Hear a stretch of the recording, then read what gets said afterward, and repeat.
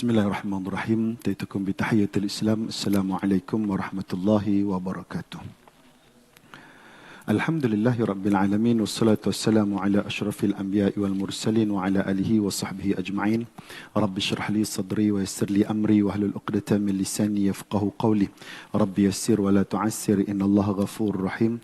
Allahumma salli salatan kamilah wa sallim salaman tamman ala sayyidina Muhammadin alladhi tanhallu bihi al-uqad wa tanfariju bihi al-kurab wa tuqda bil hawaij wa tunalu bil raghaib wa husnul khawatim wa yastasqal ghamamu biwajhil karim wa ala alihi wa sahbihi fi kulli lamhati wa nafasin bi'adati kulli ma'lumillah. Bismillahirrahmanirrahim. Yarfa'illahu alladhina amanu minkum walladhina utul ilma darajat wallahu bima ta'maluna khabir. Sadaqallahul azim. Alhamdulillah, setinggi-tinggi syukur kita panjat pada Allah Subhanahu wa taala buat selama-lamanya, kerana Allah Taala masih lagi tidak henti-henti mengurniakan kepada kita pelbagai limpahan rahmat dan nikmat. Mudah-mudahan kita ini senantiasa termasuk di kalangan hamba Allah Ta'ala yang senantiasa taat dan bersyukur pada Allah Subhanahu Wa Ta'ala, insya-Allah.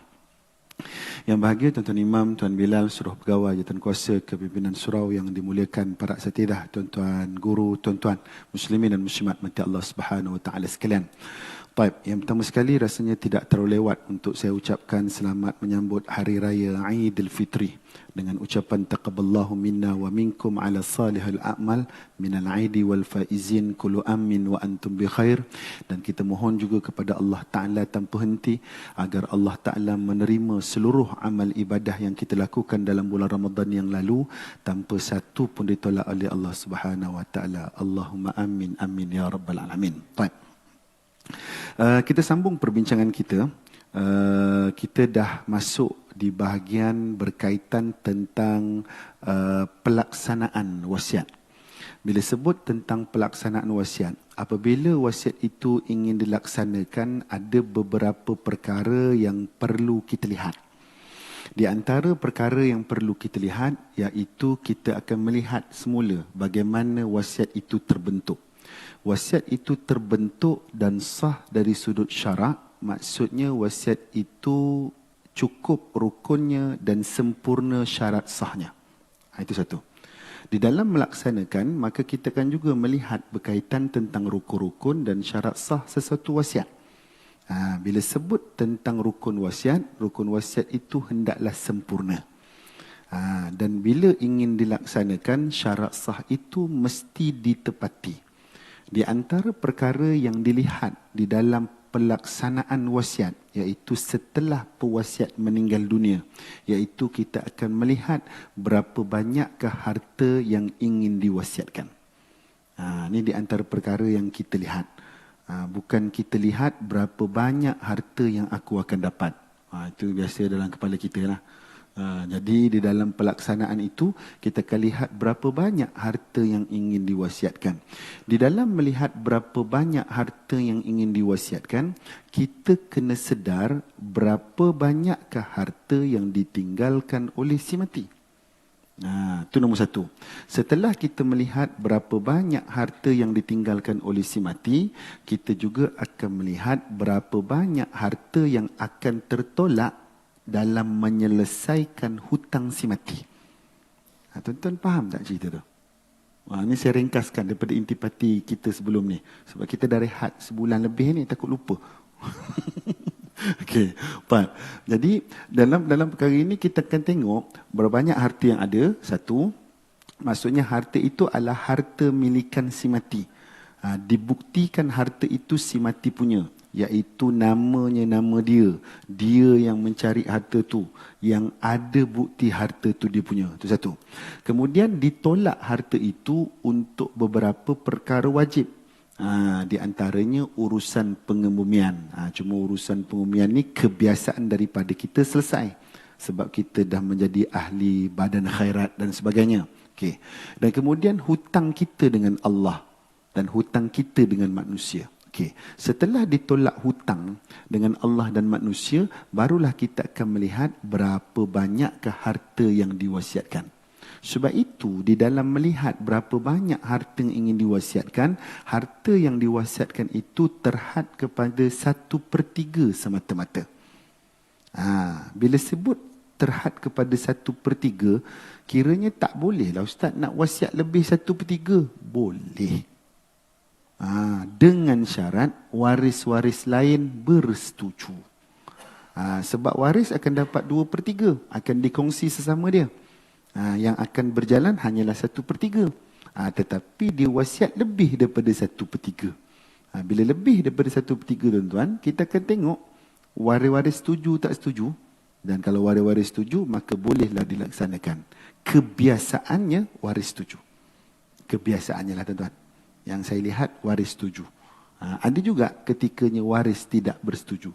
Kerana itu untuk melihat 1/3 ini, seperti mana ringkasan yang saya sebutkan tadi, disebut di dalam kitab ini, 1/3 tersebut dikira setelah dijelaskan segala hutang yang berkait dengan si mati ataupun tanggungan si mati. Maksudnya hutang berkait dengan si mati ataupun apa yang si mati tanggung dalam hidupnya yang masih lagi belum diselesaikan. Itu kita akan tengok. Sebab itu segala perkara yang berkait dengan si mati, kalau dapat dibuktikan, maka bolehlah dilakukan. Tapi kalau tak ada bukti, maka tidak wajib untuk waris melaksanakannya. Tak ada bukti. Contohnya si mati ada hutang. Tapi hutang tu tidak tertulis. Bila hutang tak tulis, macam mana nak buktikan hutang? Dan seterusnya tidak ada orang yang mengetahui di kalangan waris hutang tu berlaku dan masih lagi belum dilangsaikan. Jadi waris tak wajib menyelesaikan hutang. Bila waris tak wajib menyelesaikan hutang, maka hutang tu tidak dilangsaikan. Kalau betul memang tak ada hutang, diada-adakan cerita, tak ada masalah tuan-tuan. Maksudnya waris selamatlah, hak mereka terpelihara daripada orang yang ingin mengambil kesempatan. Itu selesai. Tapi kalaulah betul si mati ada hutang, tapi tidak ditulis, waris tengok tak ada bukti, jadi kami tak nak bayar hutang ni, maka hutang tidak dibayar. Bila hutang tidak dibayar, apa yang berlaku kepada waris? Waris tak dapat apa-apa. Waris okey je, tak ada masalah. Sebab dia pun tak tahu si mati ada hutang. Tetapi bebanan, tanggungan tidak membayar hutang itu tertanggung kepada si mati. Itu berat, tuan-tuan. Bila tertanggung kepada si mati, macam mana si mati nak selesaikan hutang sedangkan dia dah mati? Itu yang pertama. Dari sudut teknikalnya, macam mana si mati nak melangsaikan hutang sedang dia tak boleh jumpa lagi orang yang hidup. Dan dia juga telah terputus hubungan dengan hartanya apabila dia meninggal dunia. Sebab itu tuan-tuan, kalau ada hutang, kita tulis. Tulis elok-elok supaya hutang tu dilangsaikan. Kalau kita tak nak tulis pun sekalipun tuan-tuan, di hujung-hujung hayat kita, maklumlah dulu kita tak tahu pun hutang tu kena tulis. Walaupun Allah Ta'ala dah pesan dah, tak apa. Di hujung-hujung hayat kita ni, kita buatlah wasiat. Di dalam wasiat tu kita berpesan, kita ada berhutang dengan sekian-sekian orang. Ataupun kita ada memberi hutang kepada sekian-sekian orang. Tulis dalam surat wasiat tuan-tuan. Tulis dalam surat wasiat. Sekarang buat wasiat pun mudah tuan-tuan, dalam taliannya. Tuan-tuan nak buat kat mana pun boleh ke. Yang penting dalam Malaysia tuan-tuan. Yang penting dalam Malaysia. Tuan-tuan nak buat dengan Negeri Sembilan boleh. Tuan-tuan nak buat dengan Sabah boleh. Tuan-tuan nak buat dengan Terengganu boleh. Boleh mereka, tak ada masalah. Tuan-tuan nak buat dengan Selangor boleh. Boleh. Cuma bila sebut tentang buat wasiat dengan Selangor, Selangor sekarang tengah beri promosi wasiat sehingga 20 Mei. Sepanjang bulan ni dan bulan ni termasuk sehingga 20 Mei tu sempena meraihkan ahli keluarga kita, kenalan kita yang pergi menunaikan haji. Sebab tu kita tengah kempen sekarang ni wasiat Duyufur Rahman. Dapat diskaun tuan-tuan. Sebelum ni tulis wasiat 300, sekarang tulis wasiat 200 je. Kalau 200 pun mahal juga, ikut suka lah. Tu. Ya, sekarang tengah-tengah promosi. Buatnya dalam talian je. dalam talian. Mudah aja, pakai telefon bimbit pun boleh. Cuma kalau dah buat wasiat tuan-tuan, ada ruangan rujukan nanti ataupun nota, jangan lupa lah letak nama saya. Kan? Letak nama saya tak dapat apa-apa commission pun tuan-tuan. Cuma KPI saya jalan lah tuan-tuan. Sebab saya kerja dia KPI. Boleh tuan-tuan. Sebab boleh, tak ada masalah. Boleh juga lalu lawyer. Tapi pastikan lawyer itu Islam. Pastikan. Sebab tu syarat pemegang amanah dan pentadbir kepada harta umat Islam mestilah orang Islam. Nanti kita akan masuk benda tu. Itu syaratnya. Maka tidak sah kita menyerahkan hak pengurusan harta kita kepada orang bukan Islam. Walaupun orang bukan Islam itu jujur, amanah, tak boleh. Kena cari orang Islam. Kau cari peguam Islam. Maksud saya untuk hak umat Islam. Tapi kalau kita nak berurusan dengan orang bukan Islam, bagi urus niaga yang lain, boleh je, tak ada masalah. Kita nak jual beli dengan dia, kita nak berniaga dengan dia, kita nak kongsi modal berniaga dengan dia, boleh je, tak ada masalah. Cuma untuk hak umat Islam, kena serah orang Islam. Kenapa begitu? Kerana orang yang paling boleh dipercayai adalah orang Islam. Ini kaedah dia tuan-tuan. Orang Islam. Sebab Islam menganjurkan umatnya itu amanah dan jujur. Dalam bahasa sekarang ni, berintegriti. Sebab itu kalau ada orang Islam yang tidak amanah dan jujur, dia bukan sahaja telah merosakkan namanya, tetapi dia telah mencalarkan kredibiliti agama Islam itu sendiri. Sebab itu saya tak suka manusia ataupun orang Islam yang tidak amanah dan jujur. Orang ni tak patut ada, tuan-tuan. Sebab apa? Sebab Islam memang mengajar umatnya itu jujur dan amanah. Sebab itu tuan-tuan, kalau tak adalah orang Islam, takkanlah tak ada orang Islam yang jujur dan amanah. Ada. Apa tak ada pula? Mesti ada punya lah. Tetapi untuk melihat orang itu jujur dan amanah, bagaimana caranya? Itu kita masuk nanti dalam bab tu. Ya, bagaimana caranya? Cukup sekadar kita melihat zahirnya. Tengok orang tu baik, kan, solat pun jaga, kan, aurat pun jaga, tutur kata pun jaga, kan, hubungan dia dengan jiran-jiran, dengan kawan-kawan okey. Boleh tak ada masalah. Tapi kalau nak lantik agensi ataupun peguam dan sebagainya, tuan-tuan kena pastikanlah sampai tuan mati besok dia memang peguam. Boleh. Dan kena pastikan kalau dia ada syarikat, syarikatnya itu wujud sampai kita mati besok.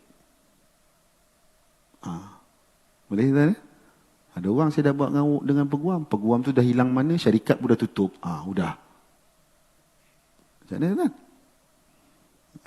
Lepas tu kena cari syarikat ataupun agensi yang takkan mati, tuan-tuan. Kalau untuk orang dalam Malaysia ni, tuan-tuan, agensi paling besar yang takkan mati, tuan-tuan, yang ini orang Islam boleh guna, orang bukan Islam pun boleh guna. Namanya Amanah Raya. Amanah Raya mana boleh tutup, tuan-tuan? Nak tutup kena batalkan akta tu dulu. Macam mana nak batalkan akta tu? Itu ceritanya. Kalau tuan-tuan lantik majlis agama takkan tutup, tuan-tuan. Dia takkan tutup, tuan-tuan. Majlis agama ni dia wujud atas sebab apa? Wujudnya ketua agama Islam negeri. Kalau wujudnya ketua agama Islam negeri, selagi itulah majlis agama tutup. Kalau di wilayah, sekali lagi wujudnya jawatan Seri Paduka Baginda yang Tuan Agong, selagi itulah majlis agama wujud. Faham tak? Maksudnya dia takkan matilah. Yang pasti mati pegawainya. Bila pegawai mati, ganti pegawai lain. Tak ada masalah pun. Boleh kan? Tu. Kena pastikan. Pastikan Islam dan pastikan dia boleh menguruskan harta tu. Kalau dia tak boleh uruskan harta, kita lantiklah orang lain. Yang kadang-kadang ada orang kata, saya nak lantiklah anak saya Ustaz sebagai pentadbir. Boleh tak? Boleh. Tak ada masalah. Tapi kena pastikan anak tu uruskan. Kalau anak tu tak urus, dia buat tak tahu. Ramai tuan-tuan. Ni kes lama lah. Ni kes lama. Saya pernah jumpa tuan-tuan ni, kes lama. Dia dilantik sebagai pentadbir. Ataupun dia dilantik sebagai pemegang amanah. Senang cerita lah tuan-tuan. Dia sebagai pentadbir, sebagai pemegang amanah. Nama dia dalam geran.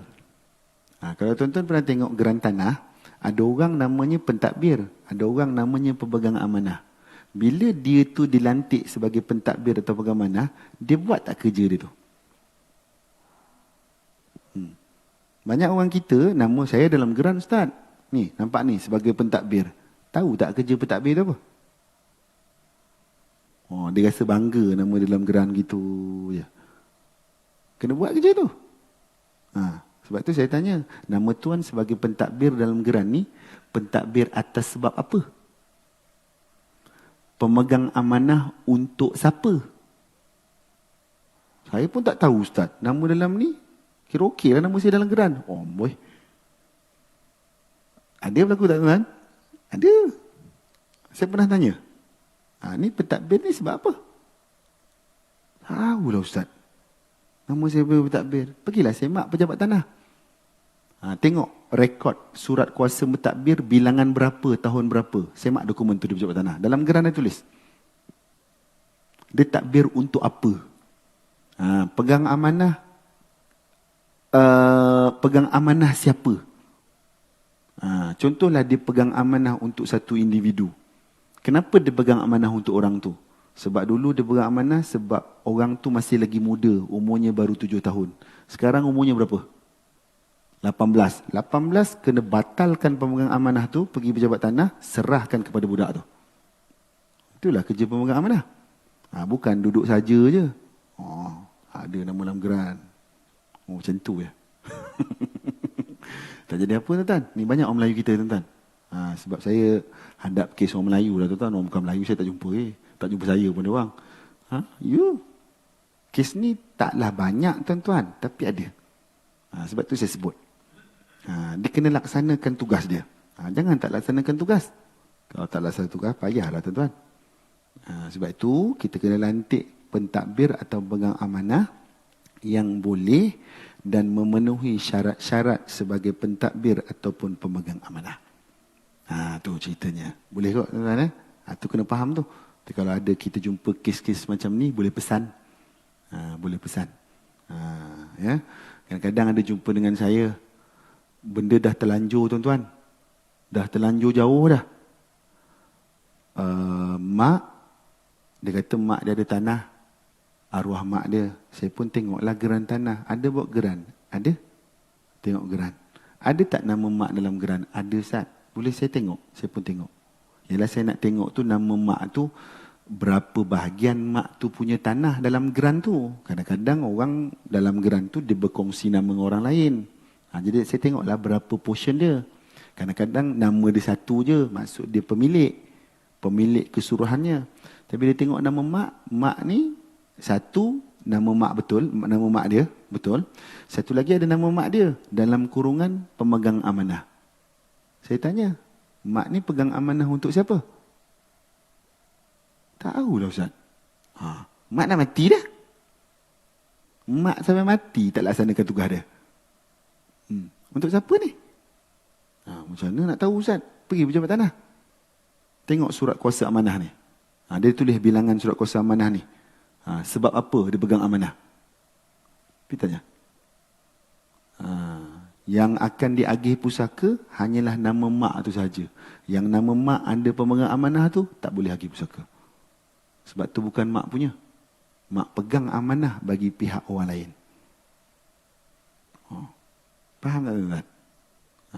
Belum tentu nama dalam geran tu boleh agih pusaka atas sebab dia meninggal dunia. Nama dia dalam geran. Sebab tu kena tengok dulu geran tu. Kes tak selalu berlaku tuan-tuan, tapi ada. Jadi nak jadikan cerita, dah selesai harta tu atas nama dia, barulah boleh. Ni, tanggungan-tanggungan si mati ni.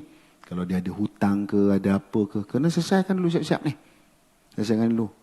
Sebab apa si mati tak sempat selesai? Sebab, yalah, kita semua tak tahu kita nak mati bila.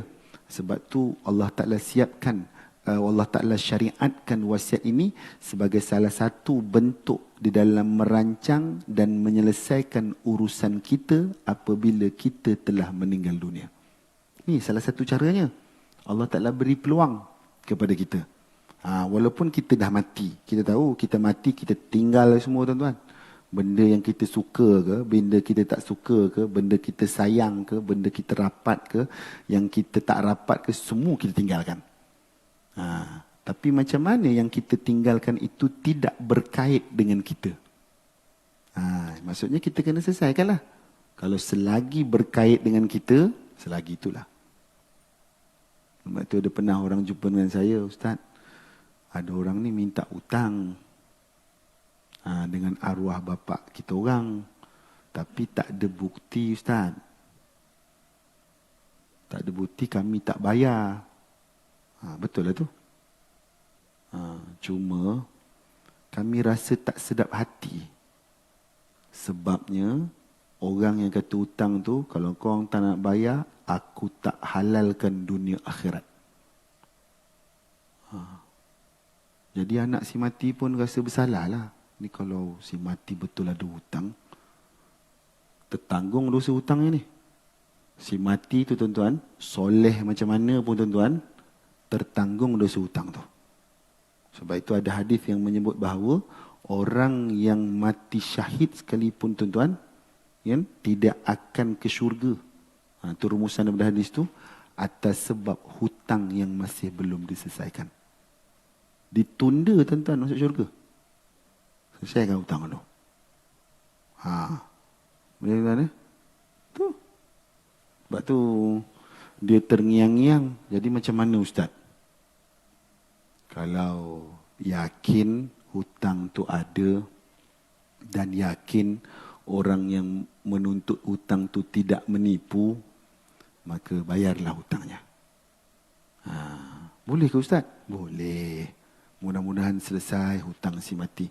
Tapi kalau orang tu memang betul-betul menipu, cuma dia pandai menipu sampai orang percaya, maka orang itulah berdosa, makan harta haram.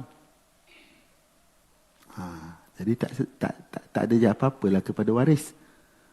Kita ni kadang-kadang kita tak nak dianiaya, tapi bila kita dianiaya, Allah Ta'ala janjikan pahala kat kita. Itu ceritanya. Jadi saya pulangkan kepada tuan dan puan macam mana nak selesaikan benda ni. Saya cerita dah hukum dia. Had apa?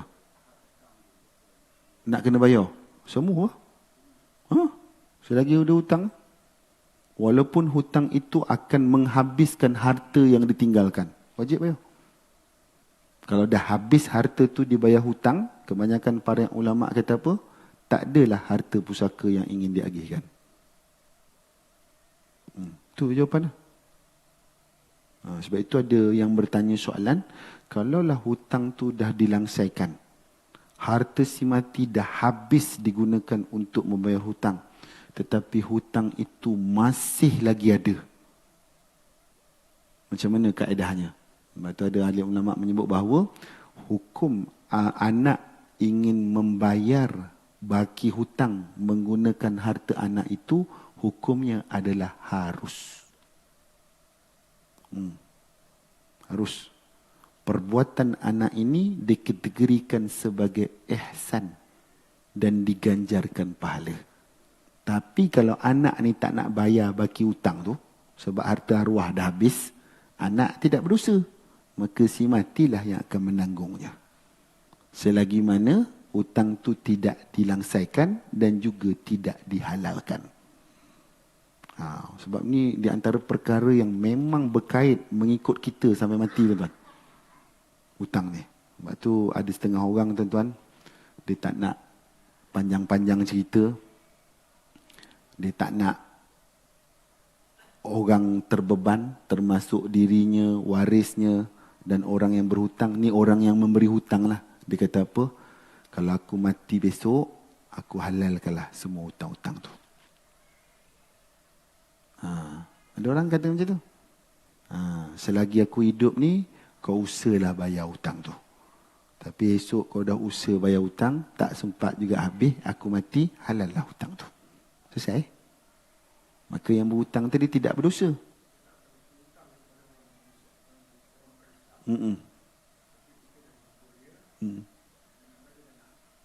Sebab apa tak nak? Okay. Saya kira halal lah tu. Kira halal lah. Maksudnya dia dengan rela hati menghalalkan hutang tu. Boleh. Tapi kita janganlah ugut dia minta halal. Itu tak boleh. Tak apalah. Saya pun sudah lupa itu hutang. Ambil lah. Tak payah bayarlah. Okey, boleh. Tak ada masalah. Sebab hutang ni tuan-tuan dengan manusia tau. Sebab itu saya sebut tadi, hutang dengan Allah, hutang dengan manusia. Maksudnya bila sebut manusia, dia bukan kira orang tu agama apa. Wajib. Kalau kita berhutang dengan orang bukan Islam tu, memang patut orang bukan Islam tu tuntut hutang dengan kita. Begitu juga sebaliknya. Contoh kita bagi hutang ke orang bukan Islam. Kalau orang bukan Islam tu tak bayar, mesti kita tuntut. Sama kaedah. Sama juga hutang dengan Allah. Tu kita sebagai hamba lah. Yang tak sempat laksanakan tanggungjawab yang Allah Ta'ala fardukan. Maka ada hutanglah kita dengan Allah yang perlu kita selesaikan. Hutang ni kita je tahu, orang lain tak tahu. Okey, boleh ni? Tu. Fine. Jadi 1/3 tadi dikira setelah hutang yang berkait dengan si mati dan segala perkara yang menjadi tanggungan si mati diselesaikan. Okey, itu dia punya kata kunci. Jika pewasiat mewasiatkan, ini dia bagi situasi. Jika pewasiat mewasiatkan 1/3 daripada hartanya, maka 1/3 ini hanya dikira setelah hutang dijelaskan. Contoh. Si mati ada harta 1,000. Saya ambil 1,000,000 kan, tuan-tuan nak mengira pula banyak nombor kan. Saya ambil 1,000 lah. Si mati ada harta 1,000. Okey. Kemudian si mati mewasiatkan 1/3 daripada harta yang ditinggalkan. Kalau kira 1,000 tadi, 1/3 berapa? 300 lah kan? 300. Okey. Bila dia mati, dia ada hutang sebanyak RM600. Maka 1,000 tadi tolak 600. Ada baki 400. Betul? Baki 400. Jadi 1/3 tadi daripada 400. Itu cara kiranya tuan-tuan. Bukan 1/3 daripada 1,000 tadi. Tak. Tolak lu hutang, baki akhir tu 1/3 daripada baki tu. Boleh. Kalau 1/3 diambil terus daripada situ, hutang tak selesai, dalam keadaan tertentu, sangkutlah tuan-tuan. Walaupun Allah Ta'ala sebut dalam Al-Quran, Bismillahirrahmanirrahim, min ba'di wasiyatin yusina biha audain. Hendaklah diselesaikan wasiat dan hutangnya terlebih dahulu. Tetapi ahli mufassirin dan ahli fiqah menyebut bahawa walaupun disebut wasiat dahulu baru hutang, tetapi hutang itu lebih dahulu untuk diselesaikan kerana menyelesaikan hutang hukumnya wajib, berwasiat hukumnya sunat. Ini dah dibahas dah oleh para alim ulama. Jangan pula kita kata Allah Ta'ala sebut ni dulu, patutnya inilah dulu. Tuan-tuan jangan mandai-mandai terjemah Quran. Nak menyembah hukum dalam Al-Quran tu. Betul, terjemahannya memang begitu. Tetapi hukum di dalam terjemahan tu. Jadi kita ni sebagai orang yang tak pandai, lebih-lebih lagi saya, kita lihat apa yang para alim ulama kita gariskan. Jadi kita ikutlah. Tu ceritanya. Macam tu kaedah kiranya. Maksudnya dah tolak semua benda-benda wajib, barulah laksanakan wasiat. Tapi macam Tuan Haji tanya tadi, kalau hutangnya tu terlalu banyak, contoh kan, dah tolak hutang, habis harta tu dah. Pusaka tak ada, wasiat tak ada, Apa jadi? Memang pusaka tak ada, wasiat pun tak ada. Bayar hutang. Bukan pusaka tak ada, wasiat pun tak boleh nak buat. Tapi ni kes terpencil lah tuan-tuan ya. Sepanjang saya berkhidmat dengan majlis agama ni, saya berkhidmat majlis agama ni adalah lebih kurang 15 tahun. Dengan majlis agama. Sebelum tu saya berkhidmat 5 tahun lebih dengan jabatan agama. Jadi sepanjang saya berkhidmat ni, saya pernah jumpa 1 ke 2 kes yang hartanya itu habis hanya dibayar hutang je. Tak ada pusaka langsung. Selama saya berkhidmat dah tuan-tuan. Taklah lama, dalam 16 tahun lebih kurang gitu. Lain tu biasanya si mati ada banyak lebihan harta. Ada banyak. Walaupun lebihan itu hanya sedikit saja untuk diagihkan kepada waris. Tapi pasti ada lebihan. Boleh tuan ya? Kes-kes tertentu je. Saya pernah jumpa 1 ke 2 kes. Yang jumpa hartanya habis bayar hutang. Tak ada langsung nak diagih pusaka pun tak ada. Nak dibuat wasiat pun tak ada. Apa pun tak ada. Habis bayar hutang je. Tu ceritanya. Boleh kot? Boleh ya? Tak. Jadi itu kaedah kiraan dia. Hutang dulu tolak, bakinya baru buat wasiat.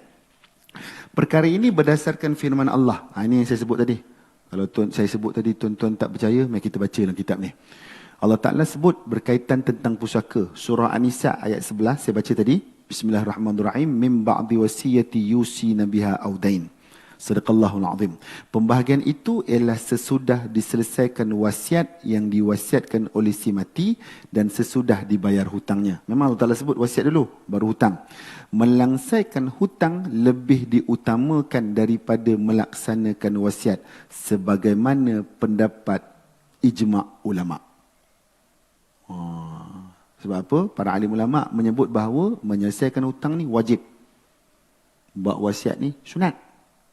Walaupun di dalam wasiat itu ada perkara wajib yang perlu diselesaikan.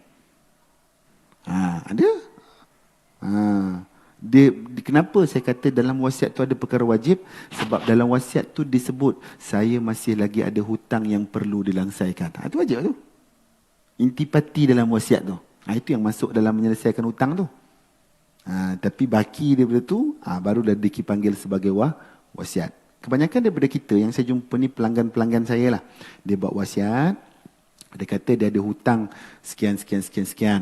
Lepas tu dia wasiat juga untuk infakkan harta. Okey. Selesai hutang dengan infak harta, selesai hutang tu wajib. Infak harta tu sunat. Walaupun dia ditulis dalam satu dokumen wasiat.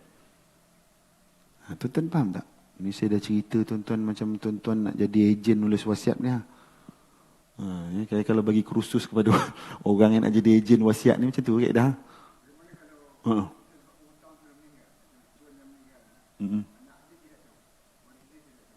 Tapi hutang tu ditulis. Tak tulis. Waris si mati tu tahu tak? Semua tak tahu. Yang bagi hutang pun waris tak tahu. Yang berhutang pun waris tak tahu. Maka yang berhutang tu si mati itulah berdosa. Itu jawapan dia. A bagi hutang ke B. Okey. A mati, hutang belum langsai. Ini cerita hutang belum langsai. A mati, waris tak tahu. B yang bagi hutang ni pun dah mati, tak ada halalkan pun hutang tu, waris pun tak tahu. Apa jadi kat sini? A yang mati tadi menanggung dosa tidak membayar hutang tu. Iya. Tu jawapan dia, tak ada jawapan lain. Tapi kalau hutang tu ditulis, tulis hutang tu. Ataupun si mati sebelum mati tak sempat tulis tapi sempat pesan ke anak, ayah ada hutang dengan orang tu, pergi bayar dekat dia. Okey, anak pun setuju, ambil duit sebahagian daripada harta si mati, nak pergi bayar hutang. Sekali B tu dah mati juga. Jadi hutang tadi diserahkan kepada waris B. Sebab apa? Sebab hutang yang akan dibayar. Maksudnya, contoh saya ada bagi hutang ke orang, yang bagi hutang ke orang, harta tu harta saya. Tapi hutang tu belum langsai. Bila saya mati, harta yang saya bagi hutang tu dipanggil sebagai harta pusaka. Yang perlu diserahkan kepada waris-waris saya. Tapi, kalau waris ambil lah. Kalau waris kata tak apalah, saya serahlah kepada tuan semua. untuk apa nama ni, urusan kenduri ke apa ke. Ayah saya ni dah meninggal lama dah. Kami halalkanlah hutang tu. Gunalah untuk buat tahlil ke apa ke, untuk infak atas nama arwah ke. Boleh tak? Boleh. Sebab apa jadi boleh? Sebab masa saya ni hidup, harta tu saya punya. Bila saya mati, harta tu waris saya punya. Jadi waris saya kata halal, halal lah.